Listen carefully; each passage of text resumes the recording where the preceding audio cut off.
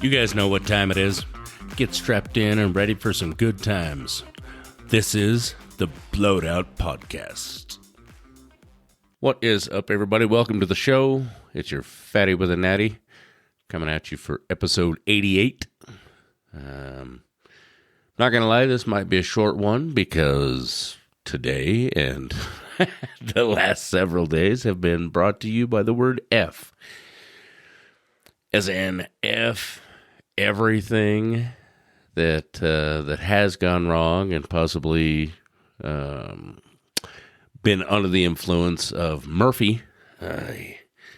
Lord of mercy. But I have to remind myself that it could always be worse, and as long as anything could be worse, it can't be all that bad, right? Anyhow, how's everybody doing? We are rapidly... Oh, Lord, never mind.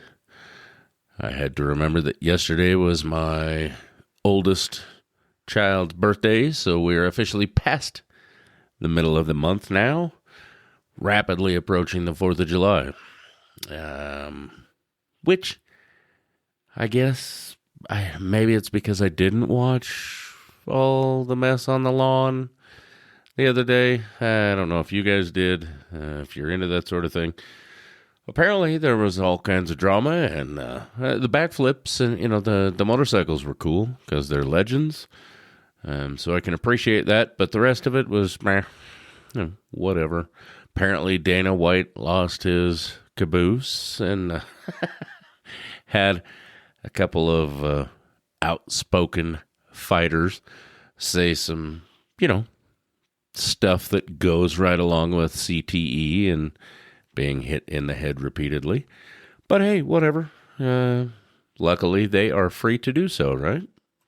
I have been fighting myself.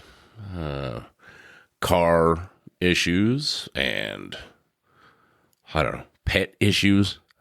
I'm actually entertaining putting my dog in the tub after this because she has a big ball of, pancake syrup or something in her muzzle, and now she's whining about it. So that's cool. It's about like the battery in the car that laid down. Pretty sure I mentioned this towards the beginning of the hot season. If your starter starts to sound lazy, just replace the battery so it doesn't leave you right as you're trying to get out the door to go to work, or, God forbid, something more important. But, anyhow, batteries are good. So, Speaking of good, SpaceX stock, if you guys got in on that, is good. There's going to be a bit of a feeding frenzy. We all know that. But I was talking to a dear friend of mine over the weekend, and we agreed that maybe we should stop giving stock advice because then everyone will know the secrets.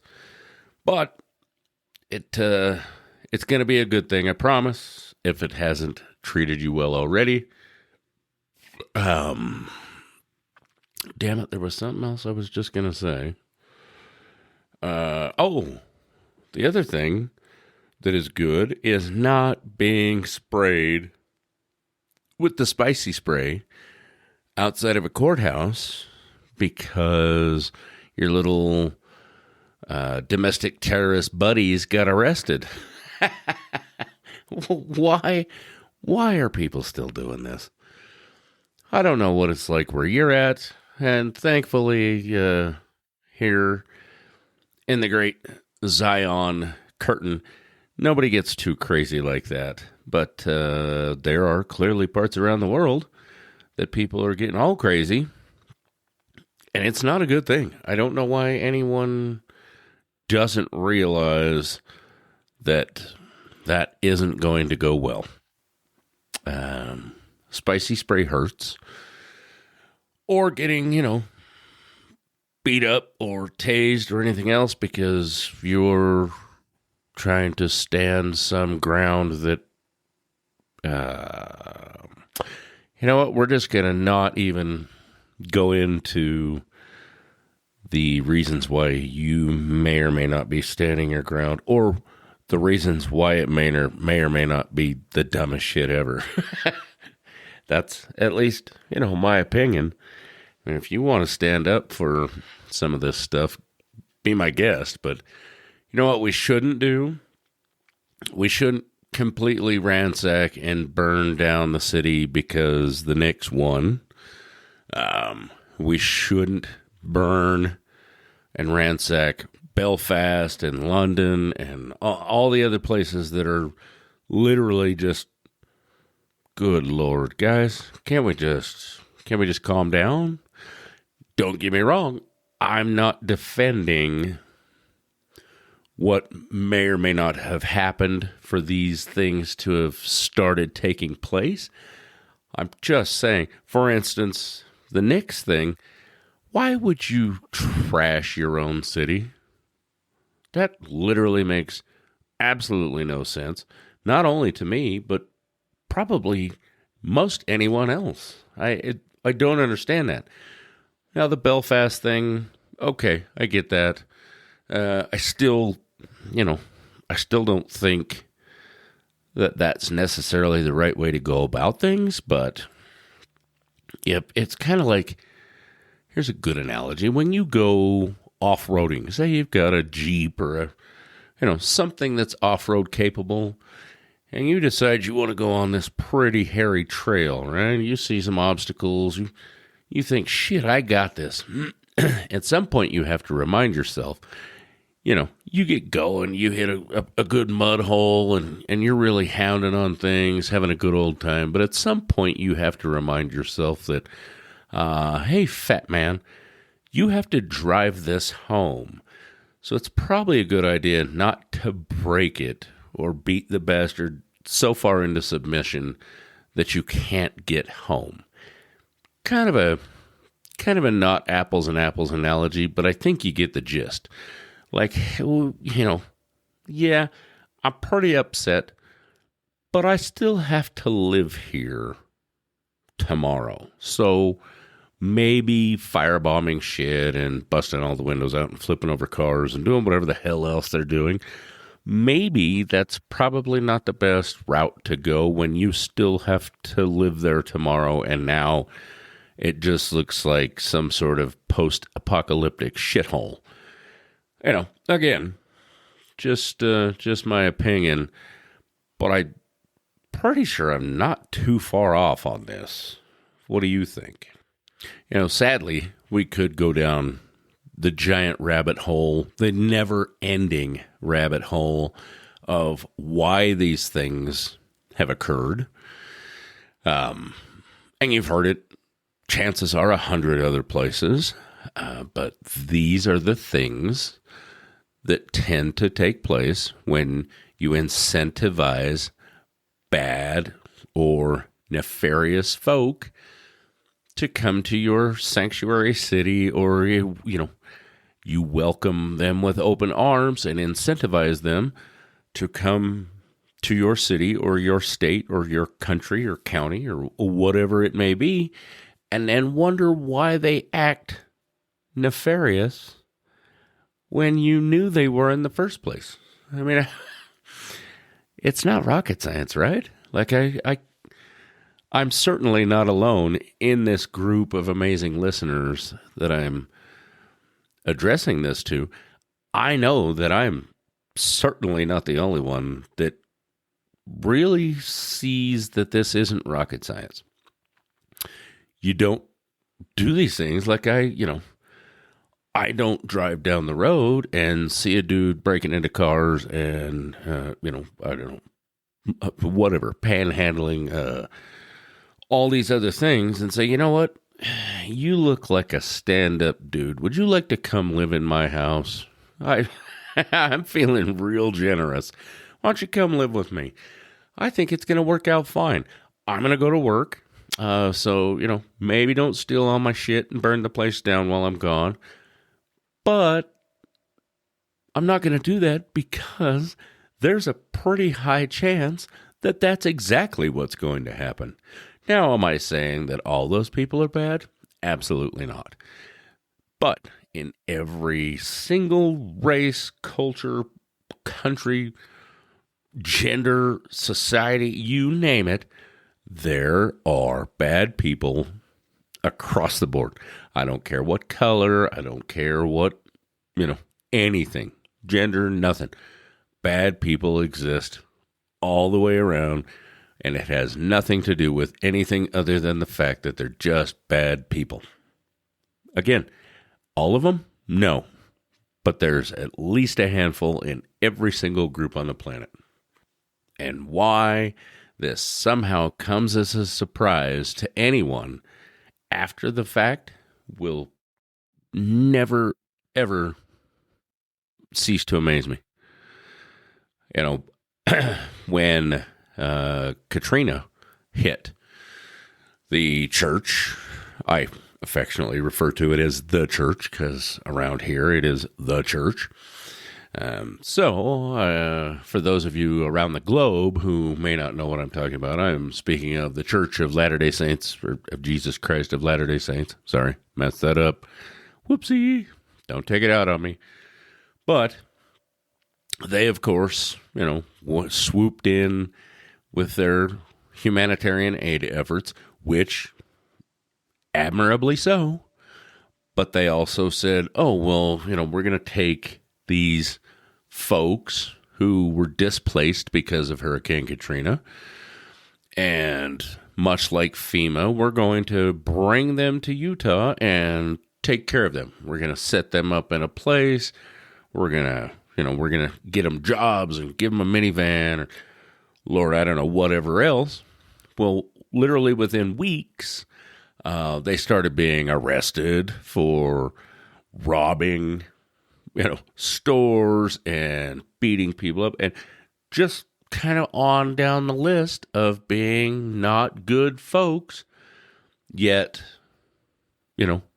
unbeknownst to the church, just like I was speaking earlier, they drove down the street and said, oh, they need a place to live. So they let them in, and lo and behold, they lived up to basically every expectation, which is really sad and really deplorable that they would just take advantage of such a situation, regardless of who gave it to them. This has nothing to do with the fact that it was the church. It just happened to be. I'm not saying that they're a good or bad or otherwise institution. I'm just saying that a bad person is going to take advantage of the situation regardless of who gives it to them. So, unfortunately, all these bad actors exist, and it doesn't matter who's giving them what, they're still going to be a bad actor, and there's apparently just nothing anyone can do about it. I would imagine if there was, someone would have figured it out by now, because it seems to be a growing percentage of the population that are bad actors. I wish that wasn't the case, but it sure seems like it, at least to me. In all fairness, however, that poses the question, what would you do? What would you do if you were put in a position to be able to handle the situation? Well, let's just keep it simple. The bad actor situation, because it could be a Brazilian thing at this point. How many is a Brazilian? Less than Elon still. Anyhow, what would you do? Because we always joke and talk about the fact that there doesn't seem to be a good answer, right? So what would you do? Because I can tell you that I have no clue what I would do. It's easy to immediately default to, either take them out back, give them a good ass whooping, and take them down, 6 or 8 pegs, and remind them that that is not acceptable, or a step further than that and just eliminate them. But obviously that isn't a viable answer, at least for the most part. Humanitarily speaking, I don't know if that's actually a word, but it is now because I said so. that's not necessarily an option, and certainly one that not a lot of people are going to agree with necessarily. I'm sure there are a lot of us who do, but in the grand scheme of things, that's not an option.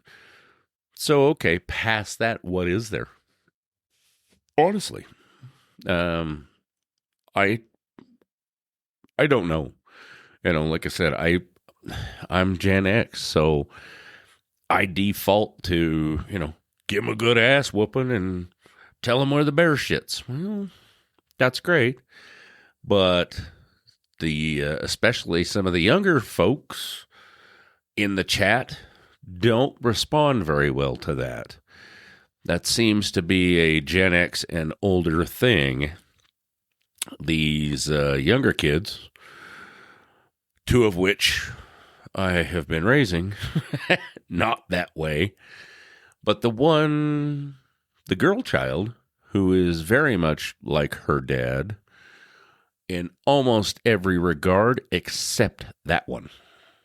Almost across the board. But if I start, implying that she's going to get told where the bear shits, she shuts right down and goes into what can only be described as, hell, I don't know, like a cross between an ostrich and a hibernating bear. Like head in the sand in my cave, 100% shuts down. And honestly, it drives me insane because then there is no just conversation. I say pop my top at something and they know damn well what they're doing. And they know damn well why the old man finally popped his cork. But then they act like just nothing's wrong, and how dare you raise your voice? You're screaming at me, and you're acting violent. And I have literally had to tell my child, you haven't seen violent, because if you think me changing the tone of my voice is screaming and saying that I will still whoop your ass if I need to, is violent? Oh, Lord. Child, I got a whole nother mess of stuff coming for you. And obviously, not even necessarily saying that I ever would, because, well, first of all, I don't like the food in jail, because you can't quite get away with that stuff anymore. But again, it goes into this thing where you can't now even discuss what got to that point and how you're going to remedy it. So I don't have a clue. I don't have a clue what to do. Once it gets to that point, I know that I have to kind of be on eggshells to even remotely entertain a conversation about why it got to that point and how we're going to avoid that moving forward. So unfortunately, I have no earthly idea how to fix it on a grand scale. Anyhow, gonna take a quick break. Let the dog out to, apparently get some more shit in her beard. I don't know. And we'll be back. Hey folks, Ryan here, aka the Fatty with a Natty. Are you a business owner or marketing director looking to explore advertising on the Blowed Out Podcast?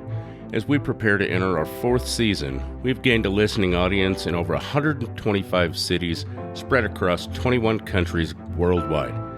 That includes a very large listening base right here in northern Utah. To find out how we can help your business grow or to discuss pricing and frequency options, email us at blowedoutpodcast@gmail.com and be sure to include marketing in the subject line. Again, that's blowedoutpodcast@gmail.com, subject marketing.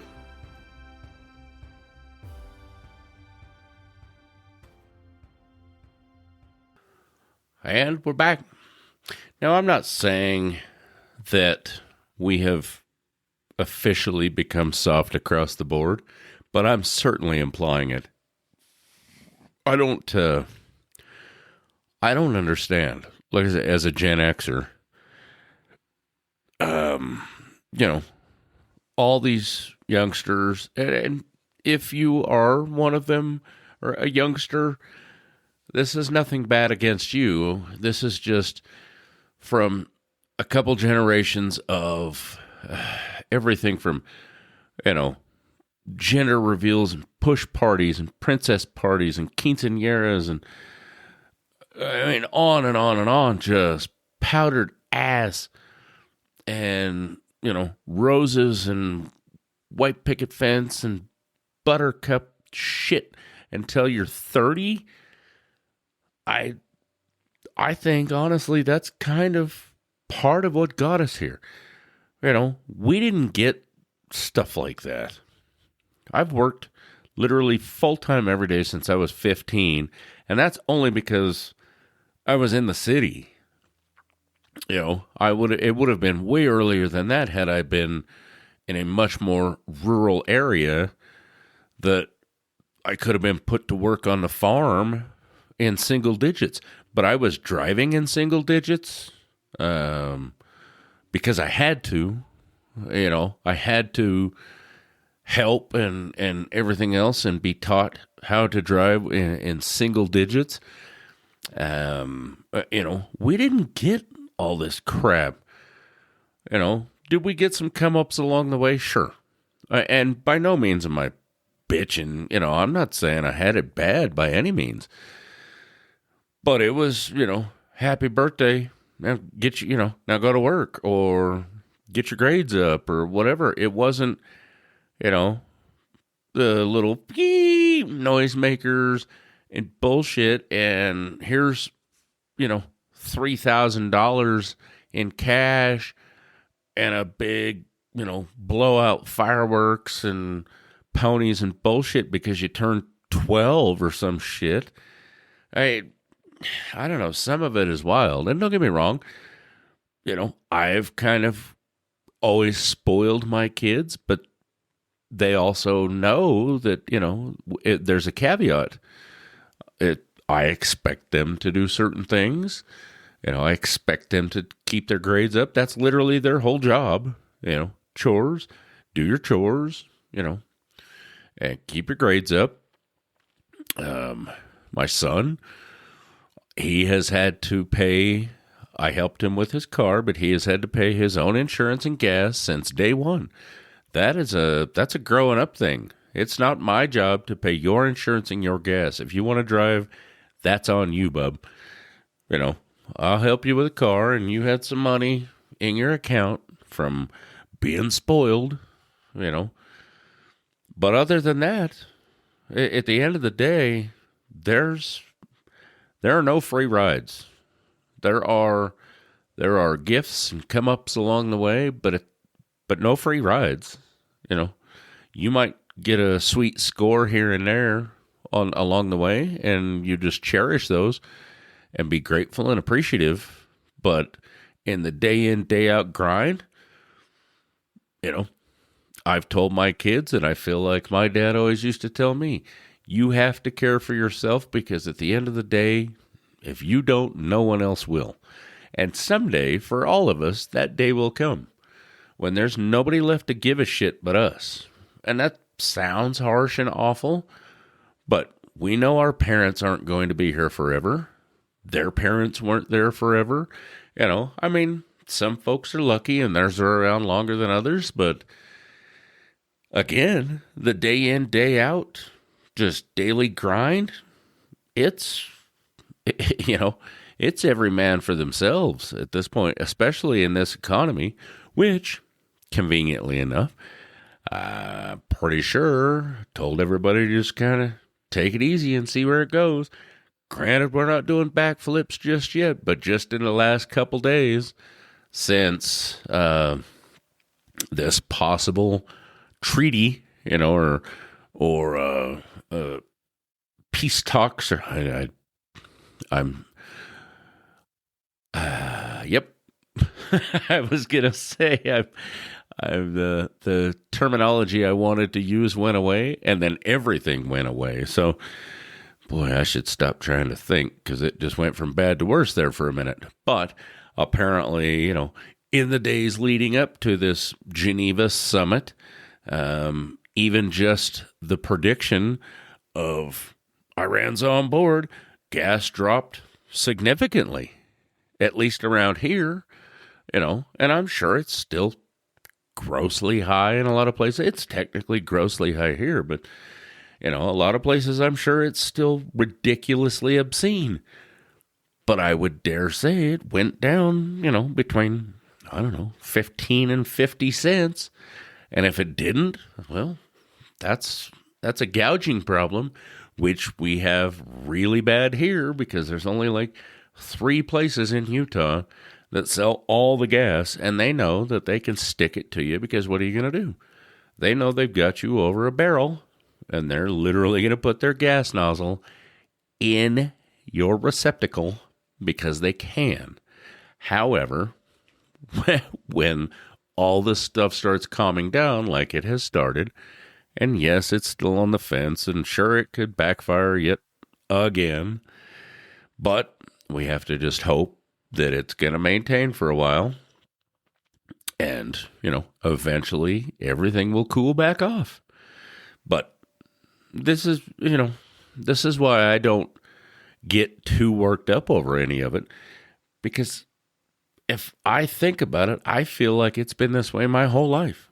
It doesn't matter who's in office or everything. Everything is a roller coaster. And what goes up eventually comes down, and what is down eventually goes up. It's just the way it's always been. Does it make it right? No. Does it make it just the way it is and there's not a whole lot we can do about it? Yep. Honestly, what should be a bigger thing to bitch about than just the prices going up and down is monopolies, because for there not supposed to be any monopolies, good Lord, there's sure a hell of a lot of them. Again, here in Utah, northern Utah, especially, in all fairness, I can't speak for southern Utah, but we get one power choice and one gas choice. That's it. We technically only have one water choice too, but that's municipality, whatever. Our power choice is you get to deal with Pacific Power, I guess, Rocky Mountain, who knows what the hell they're going by this week, or solar. And that's the loophole for for getting around the monopoly. Well, you have options. Well, yeah, if you want solar. So that's how they get away with not being shut down for monopoly. Same with gas. And in fact, we don't even have that option for gas. Gas is literally it. Now, there may be a couple municipalities, smaller municipalities that contract with some random other company, but I've never heard of one. I think I've, may have come across something in the past where, like, farther down the Wasatch Front, there are options, but it's basically you can pay the company or you can pay this company that is just buying it from that company, because at the end of the day, there's only one company. That, to me, is a much bigger problem than just everything going up and down. Just the gouging and the just putting you over a barrel because they know you don't have a choice. That's way worse, in my opinion. But, just like everything else, what do I know? About the only things that I do know is that we have some really great partners, some really great listeners all over the globe. And I'd like to thank all of those folks, you guys listening, our partners, Evolution Design Works and Fine Finishes. And there's a bunch of others, but for the most part, those guys are really taking good care of us, really take good care of us. Well, I'm just a hot mess here towards the end. I told you it was going to be one of those. I'm tired and hungry and, just all of those things. Anyhow, I suppose that is enough rambling for me.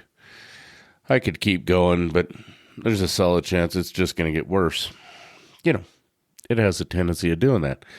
So, I hope everyone is doing well. I hope everyone is continuing to enjoy the show. I hope you'll tell a friend, tell a family member, keep giving us a listen. Hope you have a great Juneteenth holiday, if that's a thing in your neck of the woods, or if you happen to be one of the lucky ones that gets to celebrate it as a holiday. I hope everyone stays safe. You know the drill. Kids, keep your heads on a swivel. Everything is crazy, theoretically calming down, but you know that you guys all know that it's not going to completely go away. So in the meantime, try to be good to one another. Love each and every one of you. Appreciate you. And we'll talk to you soon. Cheers.